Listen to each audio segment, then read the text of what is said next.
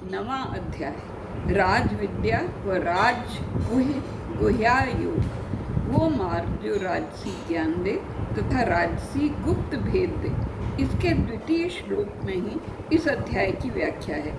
ये ज्ञान व विज्ञान का सम्मिश्रण है, ज्ञान व सीधा अनुभव। पहले दो श्लोक बहुत सुंदर ढंग से मीमांसा करते हैं। भगवान श्री कृष्ण अर्जुन के प्रश्न की प्रतीक्षा नहीं करते। यहाँ मैं तुम्हें शुद्ध सरल सत्य बतलाता हूँ। तुम हे अर्जुन, क्योंकि ईर्ष्या द्वेष से परे हो, तुम्हारा मन स्वतंत्र है, इन विकारों से दूर है। आत्मिक सत्य मनुष्य के हृदय में प्रवेश नहीं कर सकता यदि उसमें ईर्ष्या भाव है, शुद्धता है, लघुता है, उसे बाहर फेंकना ही पड़ता है। महान सत्य को ऐसे लोग समझ नहीं सकते। गीता के 18वें अध्याय में भी श्री कृष्ण ने कहा है, ऐसे लोगों से ये शिक्षाएं मत कहो जो हृदय जलन से पीड़ित हो, क्योंकि वो इसे न समझेंगे न समझना चाहेंगे। हे अर्जुन, मैं तुम्हें हार्दिक व अत्यंत हार्दिक ढंग से तुम्हें बतलाता हूँ, इसकी विशेषता समझाता हूँ। उदाहरण स्वरूप, तुम्हें दूध का एक गिलास लेते हो, तुम ठीक से उसका परीक्षण करते हो तो ये ज्ञान है। फिर तुम उसे पीते हो, उससे स्वस्थ होते हो तो ये विज्ञान है। इसी प्रकार आत्मिक ज्ञान और आत्मिक अनुभव का प्रतीत होना। प्रथम को द्वितीय स्तर तक बढ़ना ही चाहिए। जब तक हम बुद्धि से ऊपर नहीं बढ़ेंगे, जितना ज्ञान में बढ़ेंगे तो वो दुख का कारण होगा। दोनों की आवश्यकता है, ज्ञान व विज्ञान, तभी मनुष्य बुराइयों से बच सकता है। प्रथम श्लोक में ये आश्वासन दिया गया है कि यदि दोनों का जीवन में उपयोग करोगे तो श्रेष्ठता को प्राप्त होगी। दूसरे श्लोक में पहला शब्द राज विद्या है।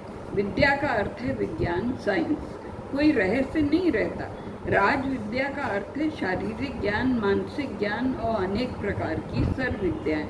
इसी राज विद्या के साथ साथ राजगुप्त है, अर्थात कुछ ऐसे रहस्य जो राजकाज में प्रयोग होते हैं। पर यहाँ गीता में गुह्य का अर्थ है गुफा, अर्थात इतने गहरे जैसे कोई गुफा। गुफा में कुछ होता है जिसे आप खोजते हैं कठिनाई के साथ। सब वैज्ञानिक सत्य छिपे होते हैं, फिर खोजे जाते हैं। तो गुह्य का अर्थ है पूर्ण रूप से आंतरिक। आपको अंतर गोता लगाना पड़ेगा, तब ज्ञान का मोती मिलेगा। ये राज विद्या श्रेष्ठ रूप से पवित्र है। फिर एक बहुत ही महान शब्द का प्रयोग हुआ है, प्रत्यक्ष गमयम, अर्थात प्रतिदिन के जीवन में उसका अनुभव हो सकता है। प्रकाश स्वयं जीवन में आएगा, उसके लिए लाखों मील जाने की आवश्यकता नहीं है। वहाँ स्वर्ग कहीं अलग नहीं है। आंतरिक आंखें खोलिए और देखिए। आप गृहिणी हो, कर्मचारी हो, मजदूर हो, राजनीतिज्ञ हो, हर स्थिति में इसका अनुभव आपको मिल सकता है। अर्थात केवल इतना आत्मिक संदेश यदि आत्मसात मनुष्य कर लो तो एक शक्तिशाली समाज बनेगा जिसमें मानवीय बंधन होंगे। धार्मिक अभ्यास एक बार समाज को तोड़ सकते हैं। जैसे माँ बच्चे को छोड़कर भजन में चली जाए, उसे चिंता नहीं है कौन देखेगा बच्चे को, तब अधर्म उत्पन्न होता है, समाज भोगता है। हो सकता है माँ को कुछ ज्ञान मिल जाए, पर उस ज्ञान से समाज को हानि होगी। सुघड़ महात्मा ऐसी शिक्षा देते हैं जिससे समाज को बल मिले, मानवीय धर्म का विकास हो।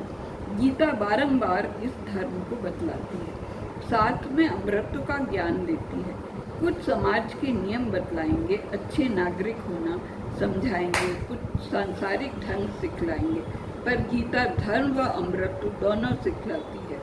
देवत्व कैसे प्राप्त करें, समाज में कर्म करें, अपने उत्तरदायित्व पूर्ण करें, पर सहजता से अपने दैविक स्वभाव को पहचानें। आपकी बाह्य व आंतरिक दोनों यात्राएं संग चलती रहें।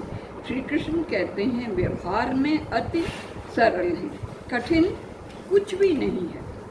जैसे गांव का व्यक्ति डॉक्टर के पास जाए और कहे नहीं हमें इंजेक्शन लगाइए, सुई लगाइए, इसी प्रकार कुछ लोग धर्म के साथ करते हैं। सीधी सी दवा समझने में आती ही नहीं। अरे ये कैसा धर्म जिसमें रहस्य नहीं गूढ़ता है। जो मस्तिष्क प्रौढ़ है वो सरलता को समझते हैं। ये अव्यम है अर्थात कभी नष्ट न होने वाली संपत्ति है। ये सरल पर फल देने वाली है जो अमर।